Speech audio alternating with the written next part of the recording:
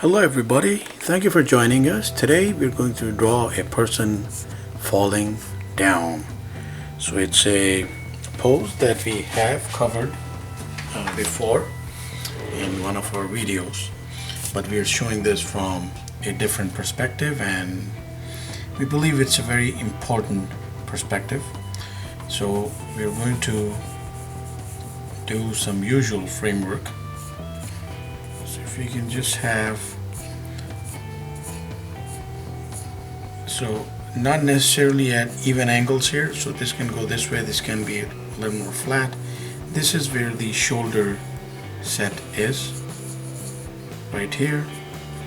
The chest, again, like smaller on that end and larger here because there's that little perspective. Where the figure is like that, so it appears larger on this side, slightly, ever slightly. So that is the torso. The lower part of the body is right here, and we're going to draw a pair of legs. It'll go somewhere around that, and the other leg corresponding with this one. This one is, we'll make this a little flatter, so bring it down a little bit, and then the other leg we essentially need to show this way.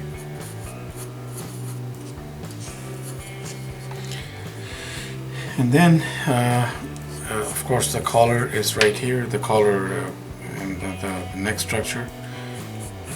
So arm right around here, the other arm right around there. So that looks like a person pretty much. And of course we have the head slightly tucked in because that's a natural instinct when a person is falling, tucked in to the chest. Okay, so if we have all those shapes set down, we can draw some framework over this. So let's start with the shoulders here. So we're going right around, and usually when if it's a person falling, we have something of an sort of relaxed, not like stressed, open hands.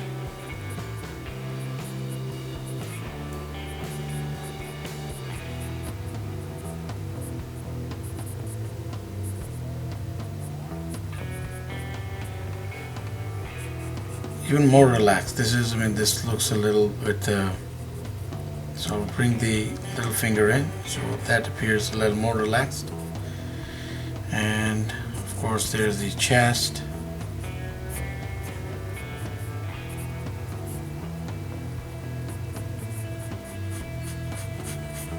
And there is the head. So essentially at that placement, so neck, nose, mouth, ear is around there. Now, one thing that we need to consider is that if we are doing this for a, let's say, some kind of adventurous like comic strip where there's some action going, it is advisable to use like more like dynamic proportions. So this is like more like let's say like realistic. This placement, this pose itself is, but in comics usually they'll go a little bit extra and add some more to it in terms of the pose, in terms of the action going on. So right here, so we are showing the legs at a certain placement. So right here, for instance, this is the front of the foot, and the foot is a little smaller at the back than it is at the front here because it's like tilted like that. And the leg on the other case, now we can set it slightly apart from this one, so they're not together necessarily, so we pulled it up a little bit. Then the primary placement, there's a shin in the calf, and the foot would go right there. There's the ankle, and then of course that the other arm.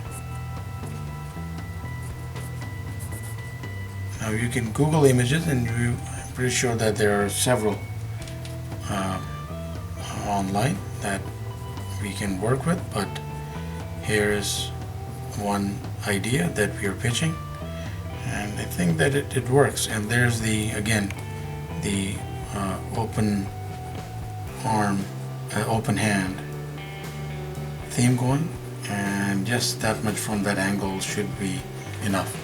Now this pose, as simple as it seems, can be quite instrumental, because this can be a dancing pose if you just like turn it around, and if the person was like standing on a floor, this would be a dancing pose.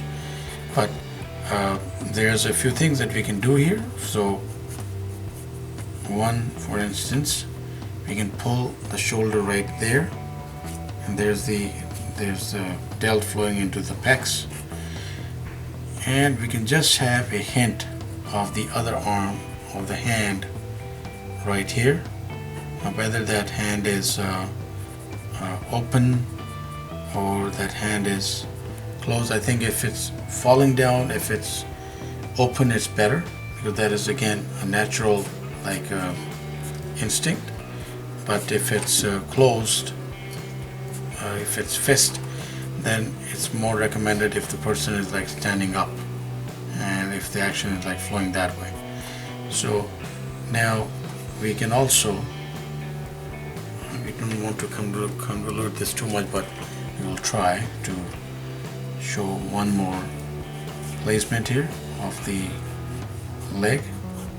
So there's the knee, and that's going into the groin, so the other leg becomes more visible from that angle, and we can just set this leg apart even further.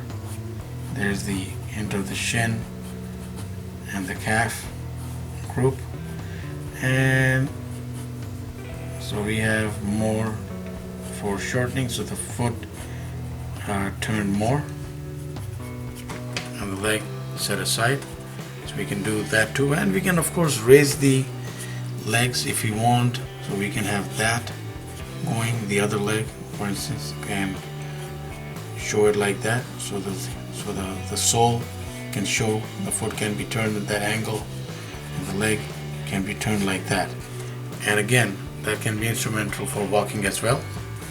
So we will take a moment now just to draw some fatigues over this person and see how it appears. If a person was falling and he's going toward the gravitational pull, and the clothes are like flying like that way.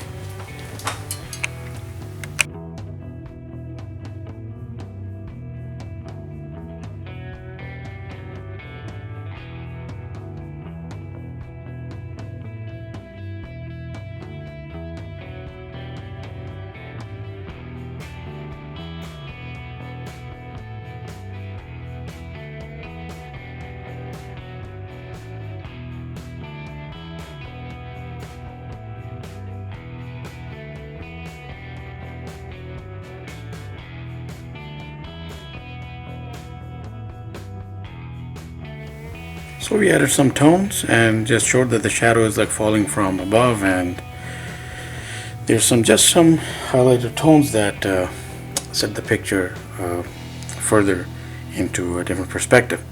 So please do try it out. It's a lot of fun, and we put out content every day, so please subscribe, keep in touch, and keep watching. Have yourself a wonderful day.